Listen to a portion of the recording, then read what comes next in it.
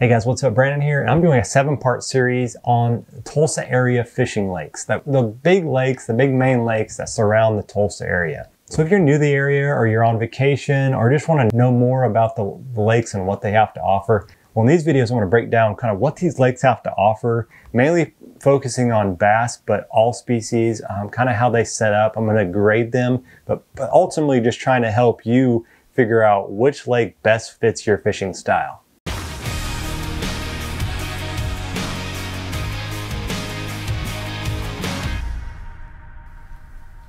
Okay, so this is Tenkiller Ferry Lake. It is located just southeast of Tulsa. It is a 13,000 acre lake, and then its main source is the Illinois River, feeds it here. And then after the dam part of it, it actually meets up with the Arkansas River, south of the dam. To break down this lake in upper, mid, and lower, would be, so the upper would be up here, kind of in the Pettit area, and then at the mid part of this lake is the Chicken Creek, which is this Chicken Creek Island right here. Consider that down to the Burnt Cabin, and then Burnt Cabin area is kind of the starts to get down to the lower end of the lake towards the dam. Start with the upper end.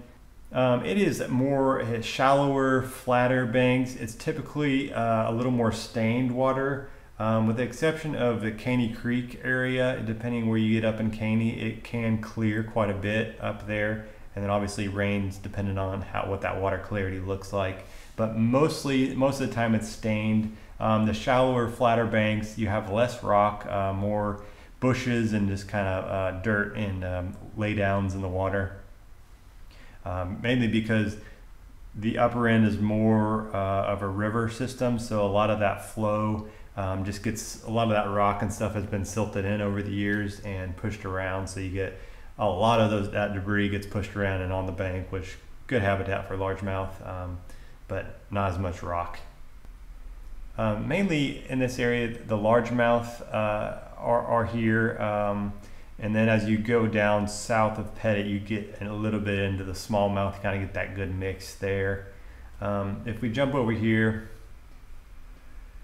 you can see kind of here on the map on this upper end, you just have those tighter channel swings because it's more of a river system, but you get those, because of those big swings, you get those flats on those points. And there's just flatter banks, not as steep as you'll see here, and a little bit on the lower end, but just more debris, more mud, less kind of ledgy stuff, but just slow tapering banks.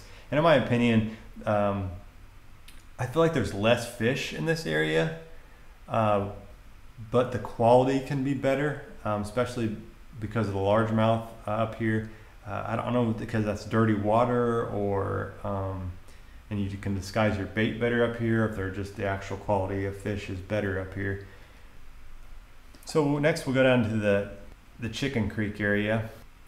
So the Chicken Creek area is this mid-lake part, and then here it's kind of a good mix. There's a lot of just good rocky banks here. You got a lot of that pea gravel to big rock, which sets up well for smallmouth and largemouth. You do have some bushes in the water here, not as many, but you do have a good mix of kind of water here, good fishable water.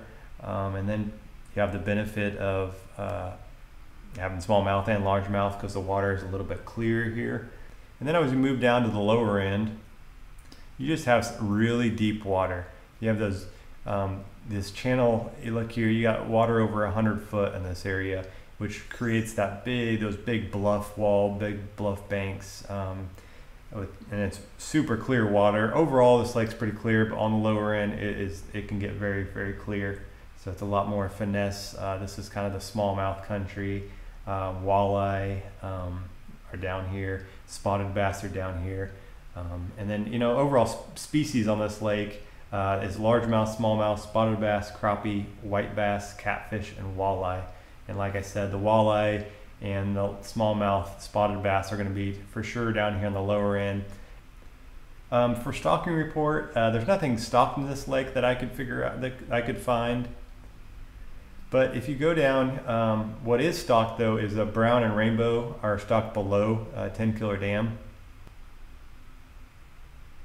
So if you look down here below the dam, on this release area, there's actually, you can drive around and park, and you can walk down below this dam, depending on obviously flow of the release of the lake. But you know, if you parked in here and walked down this little bank here, you can actually, so you can wade down here and wade along this bank, all the way down this bank or across here, and kind of fish for trout in this release area. And typically it's clean unless there hasn't been much flow through the lake. Another area, you can actually drive down here, and there's another spot where you can get out and fly fish here as well, I'm sure on down. I couldn't find any jackpots, weekly jackpots, but I did pull some tournament reports from one tournament trail just to see how they did throughout the year. So in March they had 18 to 22 pound bags, which is pretty good bags. July, those bags dropped a little bit to like 18 to 13 or 13 to 18. And then in August you get down to the 10 to 13 pound bags.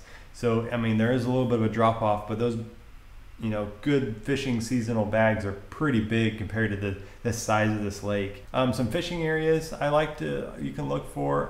So if you're gonna fish the upper end, like I said, it's gonna be more flooded area, a lot of bushes in the water, especially around this petted area. There's just, you know, this area just gets flooded pretty easily, and there's just a ton of standing timber and trees and bushes in this water. So if you're a big, you like to flip or just throw kind of a muddy water presentations, this area is the spot to look, especially as you get up, way up here more in the river. You're going to get shallower, dirtier water, more current. And I mean, honestly, I like to fish this area just because that's kind of my style. But I mean, really, you can see here these channel swing banks, these points set up well. Anything with the channel swings and these cuts are going to be pretty good.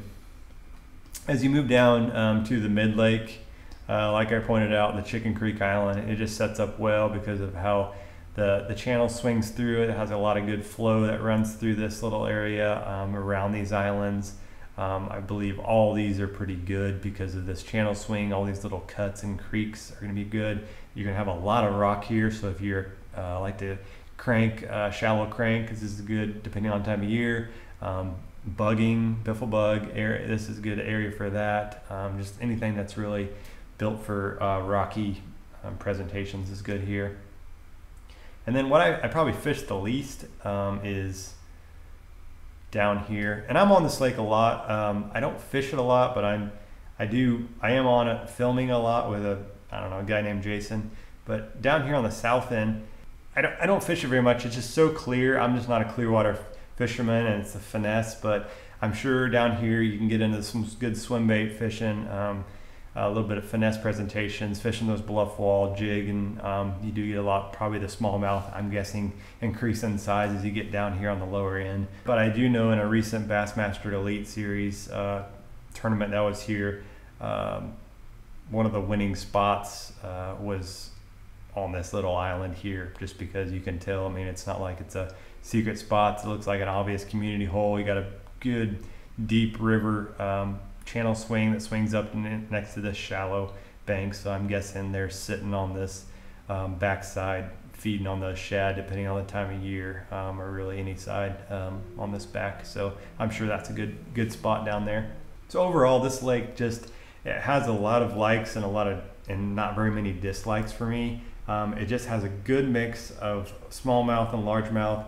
And if you add in now the fact that you can catch trout below the dam and kind of make it a whole family area weekend type of deal, it's like, it's really good in my opinion. And I probably give this lake an overall A grade, just because of its what it offers.